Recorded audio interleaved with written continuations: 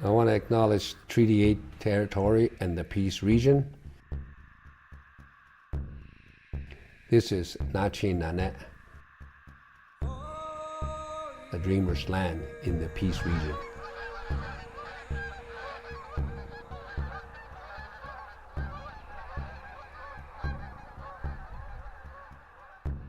A dream is something that can come from the spirit. Our ancestors were really good at it.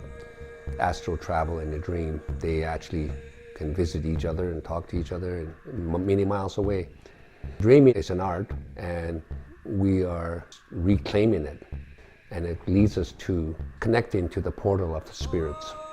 We need to take those images, those ideas, those messages that come and make it into reality. I think that's the key thing in my life journey. I've always saw things, experience things in a dream, but upon waking, we got to make it into reality.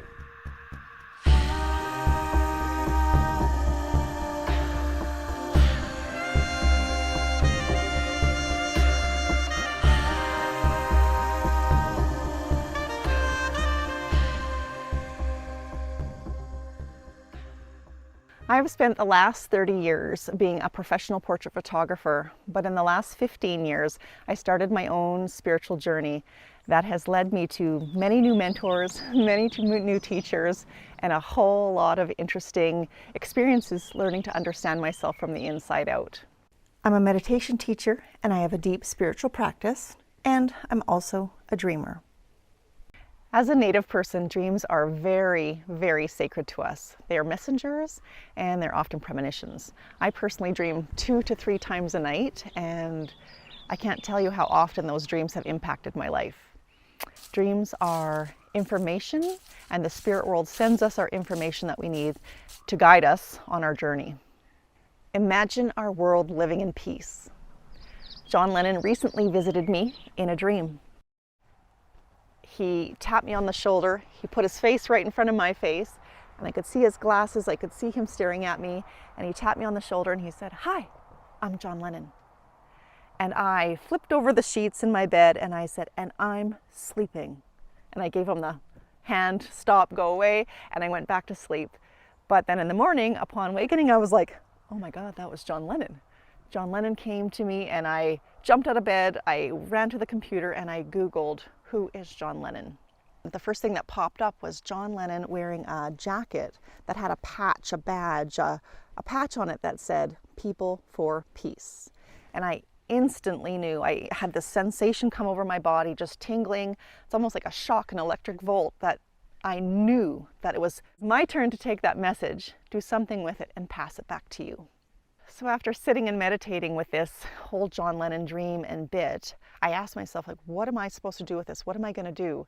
And as a person who's been studying myself and looking at my own inward shadows and such over the last 15 years on my spiritual awakening, I realized I had enough knowledge and enough information now that I can help you find that inner spirit within you, because it's my belief that peace starts with each and every one of us. Peace happens to us on the inside. It's inherent. We're all born with it. We have to discover it. We have to activate it. And we have to work with it in order to share it outwards with others. And as a Native person and an Indigenous person, I also got the message in meditation that it is the first people who are able to help share this message, because when we connect with things like nature and spirit, our inner spirit, then we can find the goodness in ourselves. We can find that best part of ourselves. We can find love, which then turns to peace. The real thing is about surrendering. You got to just surrender and allow that spirit to come through. Make no judgment, have no biases towards those things. As they come, you just let it go and surrender. That's it. And once you let it go, then magic happens. One of the biggest crises I've had being an Indigenous woman is an identity crisis. Am I Native or am I non-Native? I have two Native grandmothers, one full Cree and one Métis, and two non-Indigenous grandfathers, one Irish and one Polish. So growing up, it had me really confused. Am I white or am I Native? Am I white? Am I Native? And depending on which house I was in, really stirred the pot even more, because when I was at the Native grandparents' house, I could see the Bannock, I could taste the Bannock, I could hear the Cree language. And then in my non-Indigenous family, of course, there was none of that. But strangely, over my years growing up, I'd look in the mirror and I was very brown, I had black hair, and I'd go to school and pretend to be non-Indigenous to fit in with the kids at school. But those kids did see me as Native and even called me Native in a various bunch of ways. So I knew that I wasn't white, but then the Native people tend to see me as white, and the non-Native people tend to see me as Native. So it's something I've struggled with my entire life. But now that I'm older and now that I've done a lot of the internal work and found myself essentially, what I've learned is I am both. I am non-Indigenous and I am Indigenous. I get to walk in two worlds. So the benefits of being a Métis person is, now that I recognize I get both benefits, I get to help people, including myself, but I get to help people understand each other. So I can show the non-Indigenous people Native ways, and I can show Native people the non-Indigenous ways, and help build a form of trust and alliance and understanding of each other. So I feel like I was partly called to help people understand both of these realities and bring them together. So treaty has always been about coexistence, to live together with all people. That's peace. I have always sought out mentors on my journey. I believe that we need a number of different teachers and a number of different mentors to help us walk on our path. Through my journey, different people, different teachers have brought different aspects or reflected different aspects of me back to me, and then I'm inspired by them. So my advice to you is find different mentors. You should always have at least one mentor, and different teachers to help you discover more about yourself. When we walk alone, we have a teacher within us. When we walk with others, we have many teachers.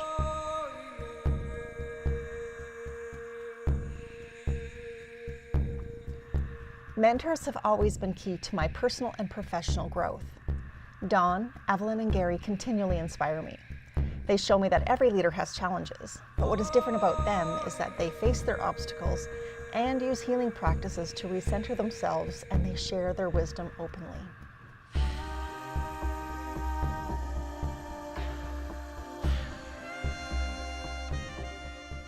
My name is Don Pettit.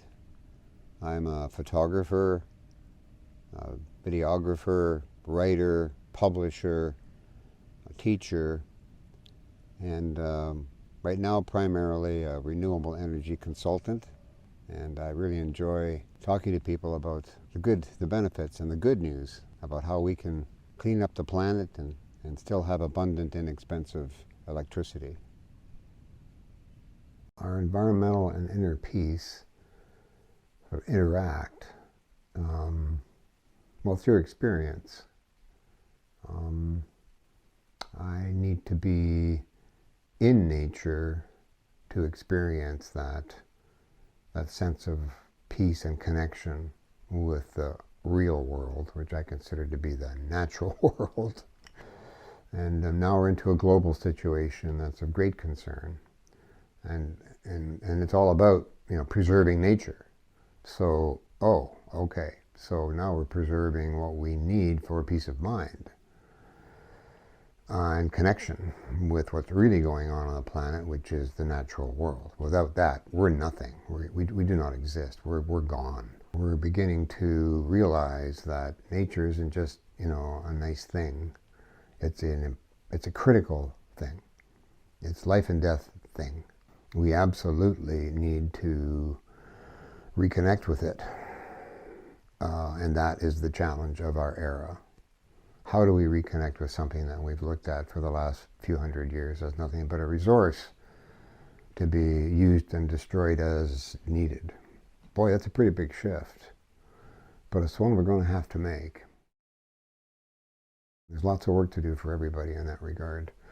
Holding a camera and being, pretty knowledgeable about photography and landscape and nature, I guess it connects me somehow. I see things when I'm photographing that I wouldn't normally see if I'm just out for a bit of a walk or something, right? I see relationships, I see light, I see shadow, I see movement. And without the camera and without being in nature, that just isn't happening. That sounds a little vague, but it's difficult to describe the experience, but I rely on it. Nature is going to continue to be the rock that I stand on, but beyond that, I think it's people and inner peace, and searching for that is more what I'm doing now than anything else. Well, there's a lot of things that everyday people can do to connect to nature and sort of take a larger role in what we have to do now as a species on this planet. I think just exposure to nature is a really good idea. Just get out and experience nature as much as you can. I think that if you don't know it and you don't love it, why are you going to bother protecting it? But the main thing you have to do for yourself, I think, is just spend more time in nature and appreciate what you're experiencing, feeling with all of your senses.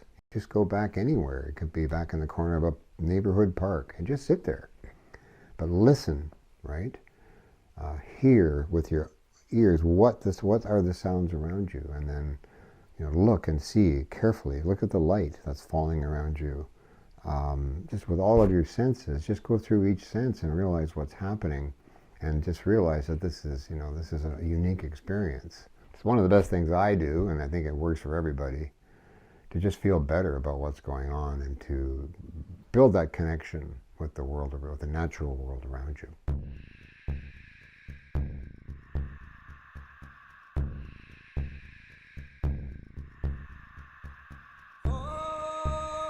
I am Evelyn Coutre from Dawson Creek, BC, born and raised.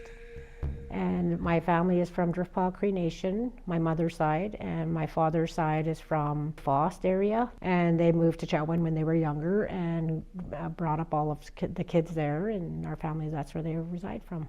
I was able to learn to dance. I was able to learn to sew. I was able to learn to go to ceremony, go to lodges, go to, all these places and learn from our elders, and not just one or two. I've learned from many. And that in itself is so rewarding, for myself, that I can share with our young ones that are growing up, give them that love. To culture, to me, is so important because, our people have suffered enough. Now, a lot of our people are reclaiming what is important. Because if we don't reclaim it for ourselves, how are we going to claim it for our children? I do teach dance, show them, get out there, but I also show them how to make outfits so they can learn that love. They can build up their spirit, dress up their spirit, dress up them, show their pride, show their, their happiness, their love. It's not about, showing off. It's about, dressing them up, showing them to be proud of who they are. Because that's what culture is to me, loving yourself. Because, if we don't love ourselves and learn to love ourselves, then it's harder to do things. And, culture does that. It teaches you love, going to ceremony. You're accepted. You're accepted into the powwow circle. You're accepted into all the stuff because, being who you are and being proud of that. A lot of hardships were just myself.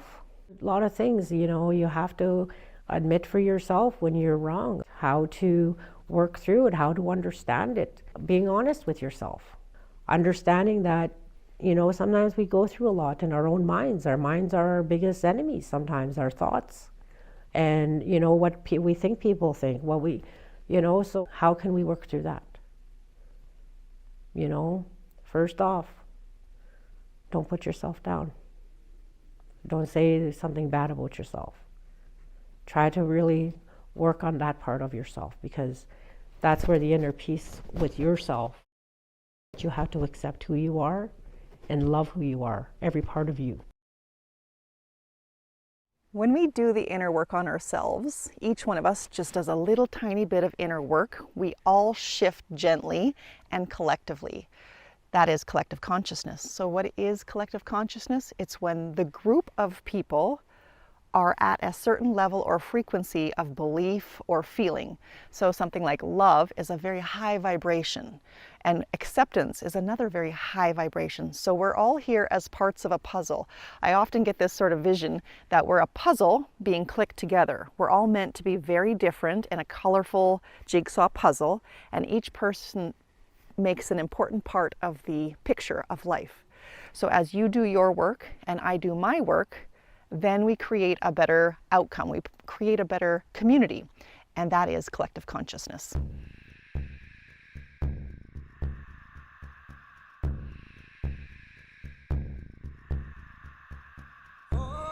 I'm Gary Oker, and I'm now getting to be an elder, and then look back in time and seeing all the journey that I've been on. I feel pretty content in my life that I've actually accomplished many things and helped people discover themselves, being a teacher for young people to discover their own roots, and also along the way it's just helping me. So today I'm in politics of reclaiming our land from the government. I'm doing great promotion work for the nation and other companies. Do painting and storytelling, music, performance, all kinds of fun stuff. So the stories of my painting, sometimes these pieces, that's what makes up the story. So you got the creation story of the Beaver Woman, the dreamland, maps and dreams, the change of landscape, the animals, change in weather, and you got the swan, and then looking for sacred places. So every time I paint, I try to create something, and then when I put it together, it links to a part of a story. Part of my story of that, which is really a story of the cosmology of the Beaver tribe. So that's the circle, dancing around the circle, and you got the fire inside, and then you got your trails. And it tells the story of the ancient times when animals were here, people were at war, and then it turned into the peacemakers, which are the dreamers. They're the peacemakers. When you hold a drum, you're a peacemaker, because you were talking about spirits, and that's history has been going on since the time of the giant animal days. There's old people talking the story and symbols of our connection to our ancestors. I didn't know I was an artist for a long time. I just did things, and I was on a long discovery of how could I express that idea from a dream into something. It is music, is it painting, is it color? I have to go through my context, and given what I could do, I think about what Grandma used to say to me. She said, if you make something, just make it. You got your hands, just do something with it. That is the key to creation. One of the things about finding peace within is that you never know what you're going to find. And that's the adventure, that's the goal. So sometimes when I go inside, I remember the voices of our ancestors. So this is my grandpa's song. Oh, oh, oh, yeah. Oh, yeah, yeah. Ah, yeah, yeah. Ah, yeah, yeah. Ah, yeah, yeah. We are creating a new collective consciousness together, thanks to a dream.